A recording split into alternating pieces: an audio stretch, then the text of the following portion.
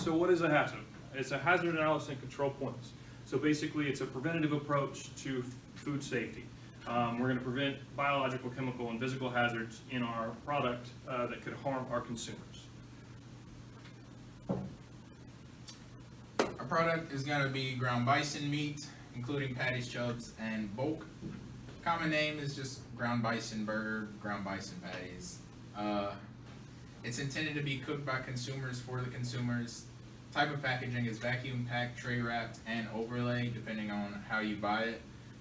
Shelf life is 2 days under refrigeration, 4 months frozen, and it'll be sold in retail and wholesale. Label instructions are appropriate, including safe handling and all the ingredients inside, and then the special distribution control needed is lot code based on production dates. So these are our cuts of bison. We're not going to be working with a lot of this. We're only working with certain ones, but these are the majority cuts. There's a difference between our bison here in America. We have wood bison and plains bison. We don't care about which one it is, but we're going to work with bison. This is the European bison. We could import some, but that's not on our list to do. This is our American bison, the main thing we're going to be working with. Here we have our flow chart.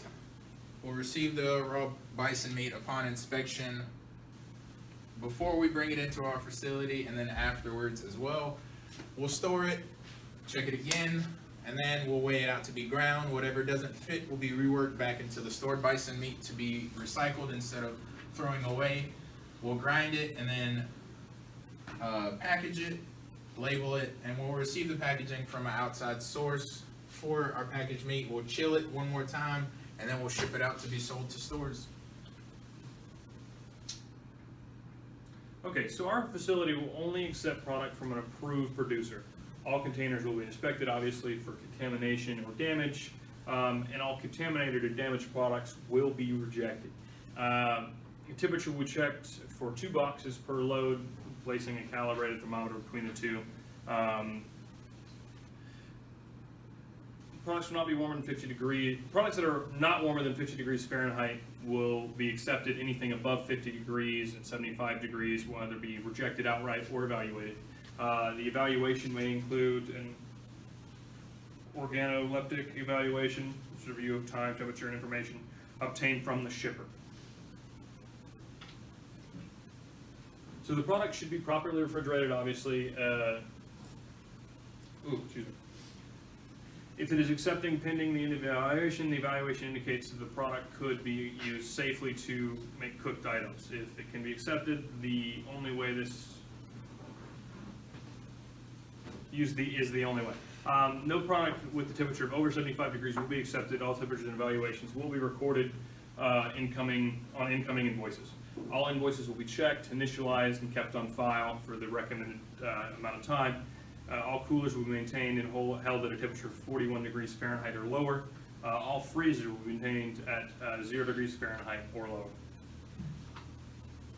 Alrighty, so our finished product storage after it's been ground and packaged and everything.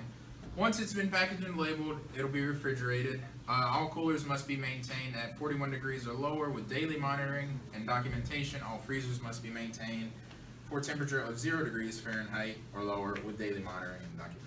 Finished raw products will be stored separately from our finished ready to eat if we have that in our warehouse, or either in separate coolers, freezers, or rooms. Finished ready to eat products will never be stored below raw products, and no product should be stored on the floor. Before beginning the days, line workers will spray down and disassemble the machine with the sanitizers that we are going to have, then portable water to rinse off debris and chemicals. Materials for this will be approved, obviously, chemicals, mainly PPE and hydrogen peroxide. This will be done daily, every day, like before the facility begins operation. We carried out before 8 a.m. as well. And team leaders will be responsible. Our line workers should be consistently ensuring that our machinery is well kept, debris free, and efficient, as well as clean. Equipment used by the employees needs to be cleaned as needed throughout the day and properly stored in designated areas. Should you require your PPE, personal protective equipment, Management and team leaders should be going around throughout the day, ensuring that the machinery is safe to use and properly cleaned, as well as documenting this. And then we should impose that our employees, as well as the machines, are kept clean and tidy for use. At the end of the day, obviously, machines will be broken down, rinsed and coated with a cleaning solution to soften any debris for the workday that's been missed, scrubbed as necessary, and then rinsed with our sanitation solution. Jesus. All equipment used, so knives, chain gloves, cutting boards, all that will be properly cleaned in the designated sink for the equipment, and will be also rinsed for any blood, debris, and sprayed down with a sanitation solution. Cleaning should be done every night before closing, probably around 11 p.m. if not earlier. The machine should be laid out and dry for ease of rinsing for the morning crew. Before the crew can leave at night, the team leader should walk the facility and document everything that was done according to procedure and rectify any errors that have been missed. So our pest control will be outsourced to Owl Pest Control. They are a company based in all throughout America, but they're based in America. Pest control will be done monthly.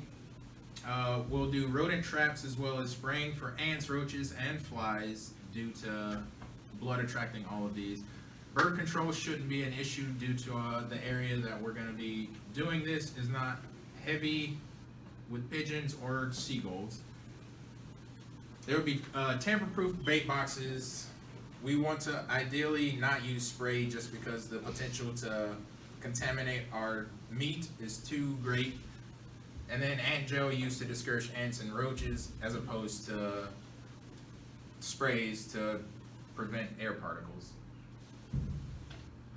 All right, so our first critical control point is going to be a metal detector and a foreign body inspection.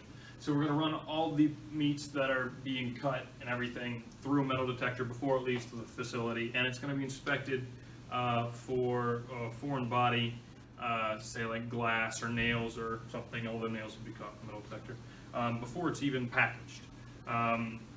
This ensures the safety of our customers, and we would like everything to be obviously as foreign object free as possible.